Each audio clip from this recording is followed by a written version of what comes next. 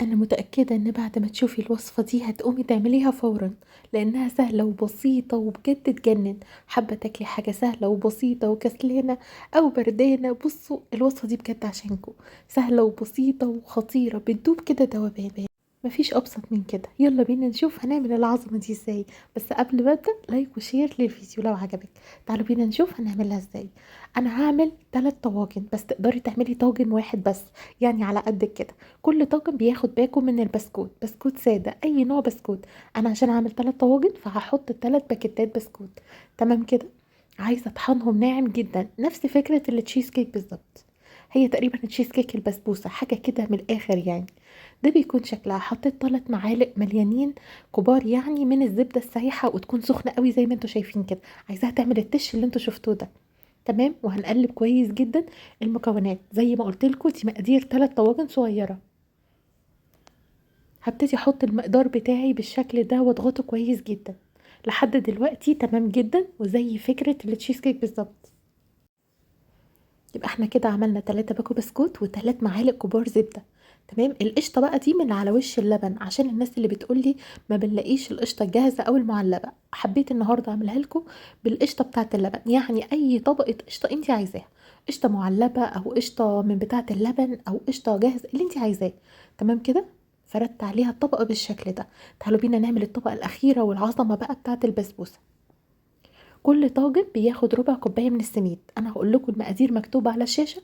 لثلاث طواجن كوبايه الا ربع من السميد، 3 معالق كبار من الحليب البودره، وكمان 3 معالق كبار من السكر. وكل طاجن بياخد نص معلقه صغيره ممسوحه من البيكنج باودر. يعني انا حطيت معلقه ونص بالظبط من البيكنج باودر. بالتالي ما فيهاش لخبطه خالص، صح كده. هبتدي انزل بقى بنص كوبايه من الحليب. والحليب ده نسبي، يعني بالتدريج على حسب القوام ما ياخد معاكي.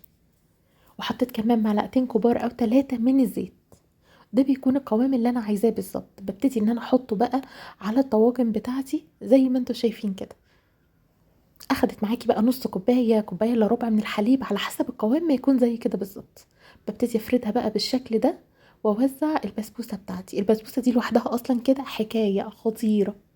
هبتدي بقى اشغل الفرن والشوايه. ونعمل بقى صوص التشريب الخطير اللي بجد يجنن، حاجه كده من الاخر يا جماعه. كل طاجن هياخد كوباية، سوري، معلقة من الحليب البودرة وزيهم من السكر. وهننزل كمان بمية مغلية.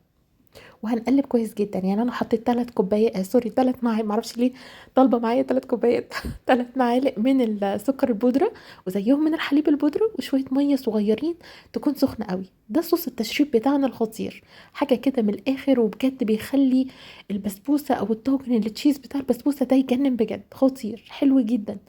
ممكن تاكليها دافية زي كده، ليها طعم مميز جدا وفلافلي قوي كده. وبتبظ كده من كل ناحية وخطير. وتقدري ان انتي تحطيها في التلاجة وتاكليها وهي باردة. انا جربت كده وجربت كده. انا كمرو حبيتها وهي دافية الصراحة، ليها طعم مميز جدا. بس برضو ده ما يمنعش ان وهي ساقعة لذيذة. جربوها. منتظر رأيكم ان شاء الله في الكومنتات. اشوفكم ان شاء الله في فيديو جديد ووصفة جديدة. باي باي.